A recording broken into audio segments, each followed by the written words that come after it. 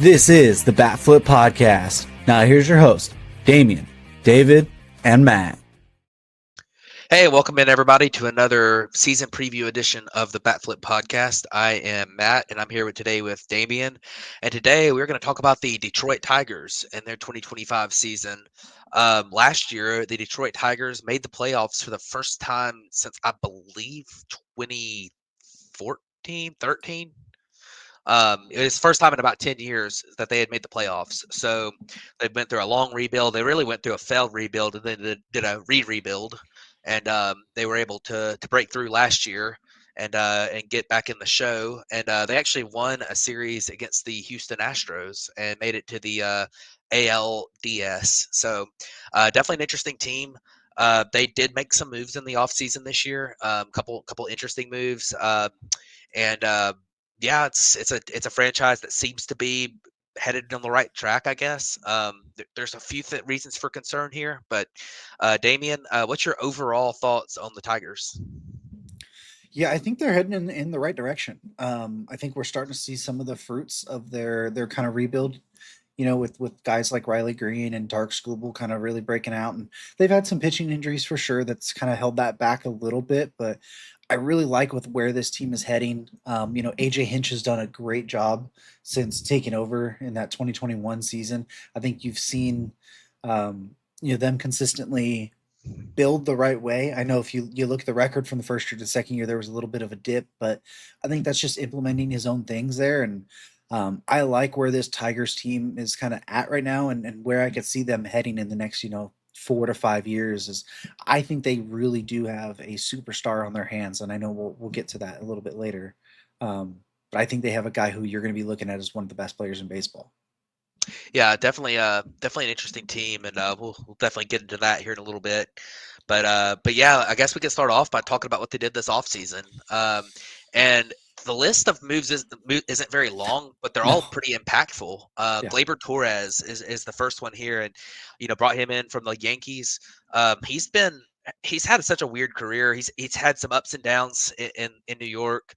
But in general, he's been a really good player for the Yankees. And ever since he moved over to second base, he's remained a solid player. He's not a terrible defender. He's not great there, but he's still he provides good enough defense to where he can play second and keep that value going. Um, Gets on base at a pretty good clip. He's got some pop to his bat. I don't know if we'll ever see him repeat the 38 homers he hit 2019, but still definitely a guy who can hit a few homers. Just provides consistency to a lineup that really needed some more bats. In my opinion, from last year, even though they as we mentioned they did make the playoffs last year, they added Tommy Kahnle, who's definitely an interesting reliever. Veteran. He's had some good years. Brought him in. He was with the Dodgers last, wasn't he? Or was he with The the Yankees. Yankees last year? I know he'd been with the Yeah. Dodgers at one point. Yeah. They brought in Jack Flaherty though, and he was with the Dodgers and the Tigers last year. Yeah. Was traded at the deadline, but they brought him back, and I thought that was a really really interesting signing. Jack Flaherty's path has not been smooth to get to the point he's at, but last year he had a excellent first half with the Mhm. Tigers. Went to the Dodgers and wasn't quite the same. He was still fine, but he wasn't quite the same. Um, Jack Flaherty is somebody who's struggled with consistency and also has dealt with his fair share of injuries. So there is some risk there. That's why he was signed that shorter term deal. But Jack Flaherty is an impactful pitcher who, if he's owned like he was in the first half last year, he could be a co-ace almost. Maybe not on this team, but on most teams he would be an ace. So definitely a good ad there. Then they also added John Brebbia, who is just a veteran reliever. Then had a pretty solid career. Wasn't very good last year, but he's had some good years in there, and not in the not too distant past. So, Yeah. this team, these ads are all, fairly impactful. Which one out of Gleyber Torres and Jack Flaherty, I guess, which one do you think is the big impact move here? Yeah, I think it's Flaherty. I think think Canely is going to be solid in the bullpen. I think Glaber is going to be fine, but I probably would have rather just seen them roll with a guy like Colt Keith at second base, and I know he's kind of moved over to first base, but I feel like they just had enough there that they could have figured it out outside of Glaber. I mean, it's a 1-year deal for him, but Flaherty, I think he's a guy who obviously fit really well into that clubhouse. He was really good for them last year, anyways. He was very outspoken about how much he liked his time in Detroit and would like to be back. All the players there liked him and were pushing for him to be back. I mean, Scooble himself was talking about how big Flaherty was for him last year. So I think putting Flaherty back in another hitter's or a pitcher's ballpark there, where he's had success before, he really enjoys it. The team enjoys him. I think it's a perfect fit to go back to Detroit there, and I think that they'll get the most out of him, and I think that's where he'll thrive the most in either way. Yeah, I'm with you. I like that move for them. I think Gleyber Torres is probably the more impactful one, just because this team needed bats so bad. I really that's really my main concern with this team is the ability to score runs. So we'll see. They're both very impactful moves, though. I think they're very good moves, and we'll see if they're able to help out this year. I think the big thing here with the subtractions is just there weren't very many. I mean, this is really a team that's brought back everybody. But the two that they did make were Alex Faedo, who they traded to Tampa. We talked about him a couple episodes ago, and also Mason Englert. I think that's how you say his name. He was traded to the Rays as well, not in the same trade. But um, I mean, everyone else is back, I guess. So Yeah, that's a good thing for this team. yeah, it really is, and I mean, this is a team that in the playoffs we saw gelled really well. They had a way of doing things, and they didn't really have to change their DNA too much this offseason. I think what they did is they just added pieces to help that DNA out. And I think that's a really, really strong thing to do. I don't think there was any clear other like people that you could say that like this guy definitely should have been gone from this team. I think you can make clear arguments if you either way for almost everyone else here is like they could be an impactful piece. Absolutely, absolutely. So I guess we'll move on and we'll talk about the position players here. And as I mentioned, this is kind of my cause for concern a little bit, I guess. But this is definitely a group that has upside. In fact, there is not in our projected starting lineup here. There's not a single player over the age of 30. There are two players who are 29 and about to turn 30 in Zach McKinstry and Jake Rogers, who aren't really major pieces here, but definitely an interesting an interesting group. Uh, I think it all starts with Riley Green. You mentioned they might have a superstar on their hands.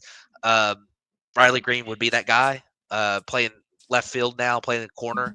I don't know if you mentioned he could end up being the best player in baseball. I don't know if I'd go that far, but he improved a lot last year. His walk rate increased. He became more selective at the plate. That really helped him.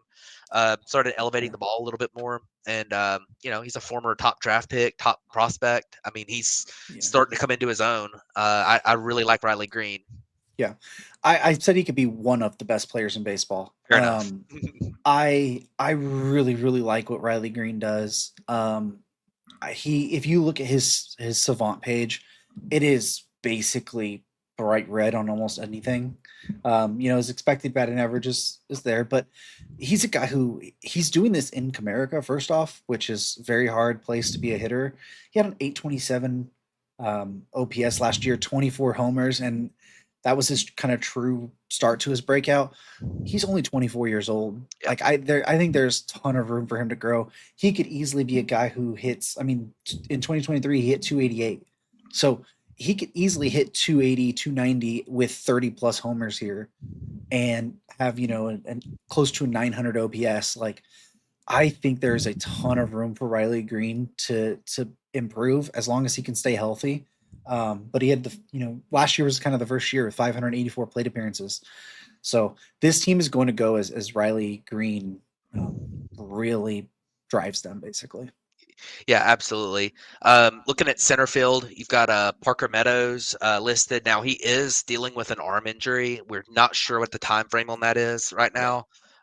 So it sounds like a nerve issue of some kind. So That could mean he's back opening day, but it could also mean he's out for a while. We don't Yeah. really know, but went ahead and listed him there. He had a great year last year. He only played 82 games. He actually split between the majors and minors last year, but in his 82 major league games, he put up a 111 WRC plus and 2.1 WAR. He had backed that up in the minors by putting up a 130 WRC plus in AAA. So definitely a player here who plays good center field defense and has some upside with the bat as well. Projected 2.4 WAR. Important player for this team. Zach McKinstry in right field. I mean, that's kind of where my concerns lie. Some of those types of guys here. Jace Young at third is interesting. We'll see what he does. He's a top prospect, so um, it'll be interesting to see if he's able to come in and really be an impact for this team. Trey Sweeney at short had a pretty good year last year. It's just kind of um, you know, a rookie that didn't really wasn't really expected to contribute for this team. He was traded there at the deadline from the Dodgers, so the bat's not great, but he plays good defense. We'll see. That's another position I have a little bit of concern with. Gleyber Torres, we talked about it at second base. Colt Keith at first base. That's kind of a key for them, in my opinion, because Colt Keith was thought of as a prospect that had a good chance of being like an impact bat. And last year he was okay, but he wasn't really an impact bat yet. It'll be interesting to see if he takes that next step. And then behind the plate, they've actually got we've got Carpenter Oh, listed twice there. To disregard that, they have Jake Rogers behind the plate. He has a 2.8 WAR projection.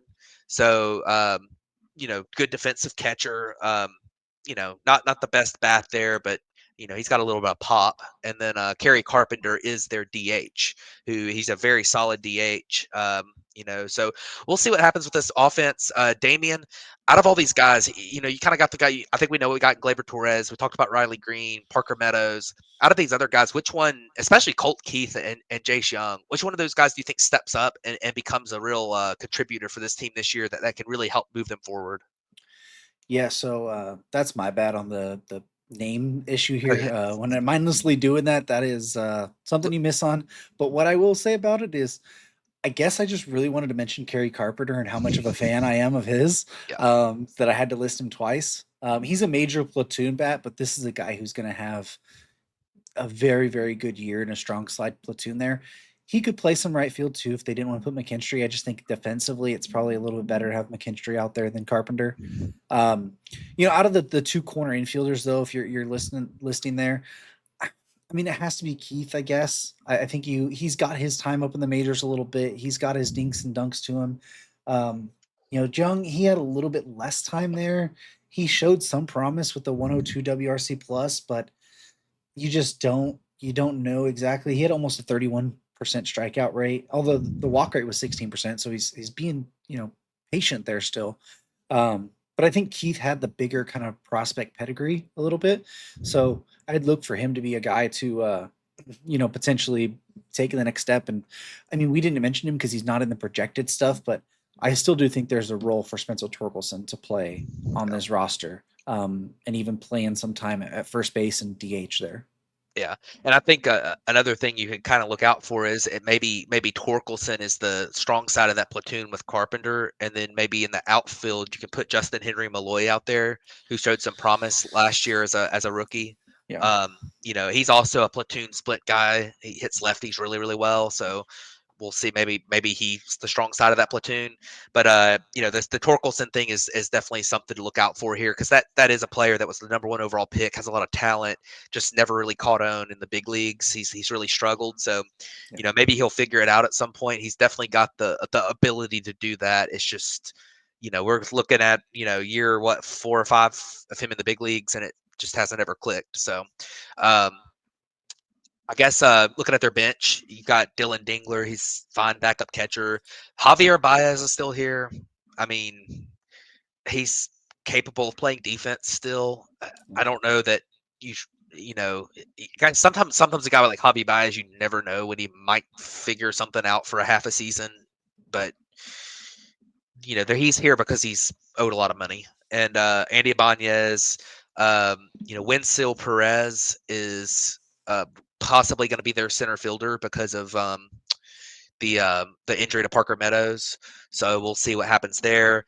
And then you've got, we didn't mention Matt Vierling. He was pretty good for them last year. He's not going to be ready for opening day, but he'll be back at some point. Can slide in at pretty much anywhere. He's a good utility guy. Play corner outfield, play third base. He'll Um, probably be that right fielder. he I very would well could be guess. the right fielder, yeah. And then, they got a pretty good group of prospects in this system, especially on the position player side. Hao Yu Lee is definitely a guy to watch out for. Um, Kevin McConaughey is he's a really solid middle infielder prospect. He could factor in, especially with that shortstop situation there. Now he has been in high A. He's really young, so I don't know if he'll make it this year, but maybe in the next year or two. And then Max Clark was a former top draft pick. I think he was the third pick, maybe I think third or the fourth. third or fourth. But he's very talented. Has looked good in the minors so far. He was the third pick in 2023. So definitely a guy to watch out for. He's also very, very young. He's 20. He was in high A. So, we'll see how he does at double A. But with a guy with his talent pedigree, him and McGonigal, both of them, you never know when they might be able to, get skyrocket to the major leagues in a season. So um, definitely a couple interesting ones there. I also want to mention, and Damien knows a lot about this guy, Tehran Lorenzo, that was traded for Jack Flaherty last year.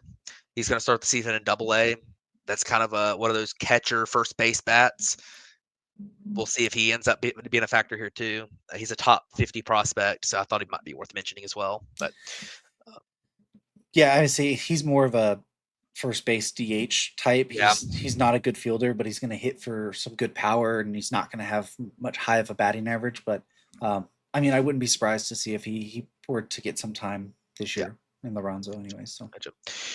All right. Well, I guess we'll move on and talk about the pitching here. And the pitching starts with Tarek Skubal, who won the Cy Young last year, won the Triple Crown last year. He is the best pitcher in the American League. And as long as he's healthy, which has been an issue for him at times in his career, he is unstoppable. So I guess the Tarek Skubal glaze can continue here. Damien, got any words on him? he's just so good. Just when he's on, he's so unhittable. Like the stuff just flies out of his hand. One of the best fastballs, nasty slider with a curveball. Like you mentioned what you want a pitcher to be like, and I think you just mold Tarek Skubal because he does basically everything you want, and he does it well. He can go deep into games if you need him to. He doesn't walk too many people. He strikes a ton of people out. Like, Yep. I mean, we can go on all day about how good Tarek Skubal is and the mold of pitcher he is, but yeah, I think Detroit is. They made a smart decision a couple years ago when there was some thought that they might be open to trading him, and they didn't. Yeah, they definitely made the right choice. They made a really smart decision there. Now let's see if they commit to giving him an extension because he's only I think 2 years away from free agency. So Yes. they need to make that decision here quick. Yep, for sure. We talked about Jack Flaherty a little bit earlier. Definitely slots in nicely as the number 2 here. Reese Olson is interesting. He's had some good. He hadn't been the super consistent for them, but last year was really good. He's got some good stuff. Throws pretty hard. Gets the ball on the ground a lot. We'll see if he's able to back up last year's performance again. And then Casey Mize is an interesting name here. Obviously I'm a little bit biased for Casey Mize. It's an Auburn guy, but yeah, I mean he's a former number 1 overall pick in the draft, and last year when he came back from various injuries, his stuff looked really good, and but he didn't really put it together last year. So we'll see if he is able to put it together a little bit this year. He could be a post-hype breakout type pick because the stuff last year, his fastball velocity was up like 2 miles per hour last year over what it had been in his career so far. So we'll see if he's able to figure that out. And then Kita Maeda is still here apparently. So not too much to write home about there. But any names other than Skubal that stand out, and Flaherty that stand out to you here? Yeah, I'm a big fan of a Reese Olson breakout this year. His fastball so far in spring training is up about 2 miles an hour. It was sitting 94 last year. He sat consistently at 96 this year. He has one of the best sliders and changeups in baseball. So looking over the last 2 years, in his swinging strike percentage rate, on his slider was the fourth best in baseball, and his changeup has been the 14th best in baseball. Really, the pitch that has been crushed and not got him the strikeouts has been his fastball. If he's able to keep that velocity up a little bit more in that 96 range and get a little bit more swing and miss to small to whiff on there, um, I think you could see Reese Olson be a really good pick here because he's somebody who doesn't walk a ton, and he really just needs that third kind of real big strikeout pitch, and his fastball's been struggling. So I would look out for Reese Olson this year as a breakout candidate for someone under the radar.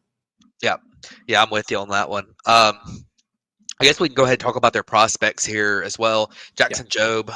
I mean, he is one of the best prospects in baseball on the pitching side. Now, he's a high risk prospect. He's struggled with walks in the minor leagues, but his stuff is as good as anybody's in the in baseball in the majors. Even I mean, he's top 10 prospect in baseball for a reason. So definitely somebody who could factor in this year. He was at AAA last year. Ty Madden is another one that has factored into the major league a little bit already. Made his debut. He's he's kind of a guy who could fit into that like back into the rotation type territory. Kiter Montero is the same way. Matt Manning is still here as well. Former top prospect who has had a decent amount of experience in the big leagues at this point. He's pitched in about a full season's worth of games, and at times has looked fairly good. 2022 in 63 innings, he had a 3.43 ERA, but last year was not great for him. Hasn't really gotten the swing and miss that we were expecting when he was a top prospect. So, um, not not a ton to write home about there. I definitely think Jackson Jobe is the guy to look out for as somebody who could potentially slot in here and just take off at some point. But any of those names stand out to you? Yeah, I mean, obviously Jackson Jobe is a highly rated prospect. Ty Madden's been someone I've liked since Texas, so I wouldn't mind him getting a shot. And but want to mention about Matt Manning. This is a guy who was also a part of a no hitter before. It was a combined Yeah. no hitter, but it was still there. Um, so he showed flashes. It's just you need more consistency from it, and that's something he's kind of really struggled for. So I think they have a bunch of interesting pieces there that they could, if one of those guys, I guess I shouldn't say if Jobe can break out, Jobe just reaches his potential, what people think. But if you get one of those other guys to kind of take another little of a step to kind of be that back end of the rotation type piece, I think that could be really interesting. Yeah. One more name to throw out. This isn't a prospect, but with the pitching here, especially with Maeda being in there right now, is Alex Cobb. They signed him in the offseason, and he's currently banged up. But if Alex Cobb comes back healthy, I definitely think he slots in as the 5 here, and he's had some good years in recent years, so he would probably be an upgrade over Maeda. But I guess we'll move on and look at the bullpen real quick. Jason Foley coming back here as the closer has been very solid for them. Bo Brisky, Tyler Holton, Tommy Canley, we talked about earlier, Will Vest, Andrew Chafin, John Brebbia, and Brant Herter. Alex Lange is currently out with lat surgery he had last year, Yeah. and I would assume he's back fairly early in the season. Um, but he is still on the 60-day IL, so he's not going to be ready for opening day. But he factors in as another guy who can be really good for this team. So, Damien, any of those names for you, jump off the page? Yeah, I mean his name's just Foley. I mean, because he's projected to be their closer. Um, he's got some of the best stuff in baseball, and I don't know what it is that he can't get strikeouts. He needs to really figure that out, but he has some really, really good stuff from a back end reliever.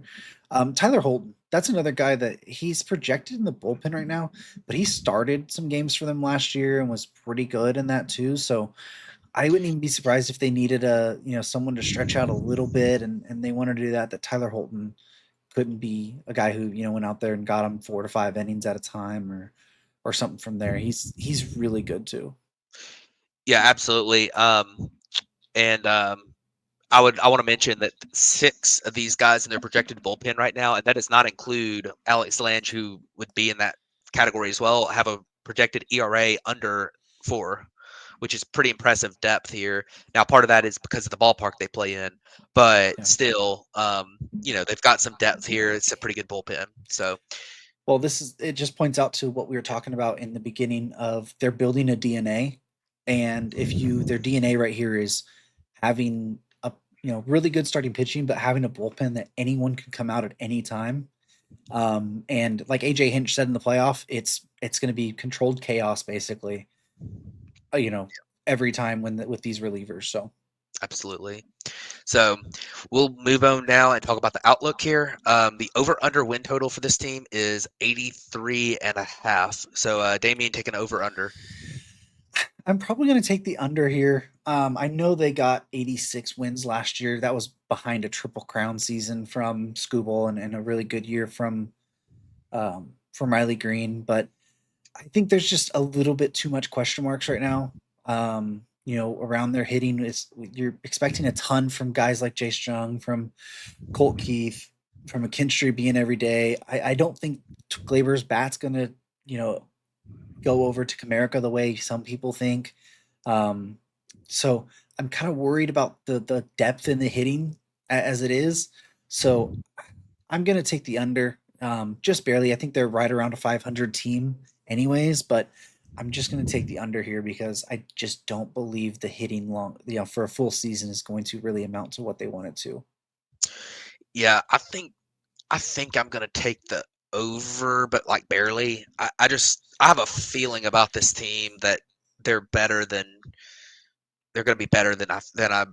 My brain tells me under, but I just have a Yeah, gut feeling that this team's gonna be a little bit better than that. They really did seem last year like a team that was kind of figuring it out. And as I mentioned, they have so many guys who are in that 24, 25-year-old category where they could break out. Most of them are former top prospects, and yeah. and I like some of the guys they have potentially coming up and playing in the big leagues this year that haven't played in the big leagues yet. So definitely an interesting team. Odds to make the playoffs plus 110. Odds to win the American League Central plus 270, and their odds to win the World Series are plus 3,500. So definitely a long shot at the World Series, but about 50-50 on making the playoffs this year. So definitely a team we could see in October. But Damien, any final thoughts on the Detroit Tigers? Yeah, I mean, I wish this team signed one of the better free agents out there. Like, I Yeah, wish this team would have really went in for an Alex Bregman type. that's the guy Um, I thought they should have signed. it would have made so much sense. I think I had them in our free agency predictions on a guy like Anthony Santander. I think he would fit really well here if you're playing him in right field. And then that allowed you to kind of move Keith to second still and do some other stuff there. So I just wish they would have done that. So that's why I feel like a little bit that I'm underwhelmed here with Gleyber Torres kind of being their big offensive ad when we all knew they needed a bat. But I wouldn't be surprised if this team does have a good year. I'm just Yeah. a little skeptical right now. Yeah, I understand that. So I guess that'll wrap it up for us here. Don't forget, like, comment, subscribe. Appreciate you for tuning in, and we'll catch you on the next one.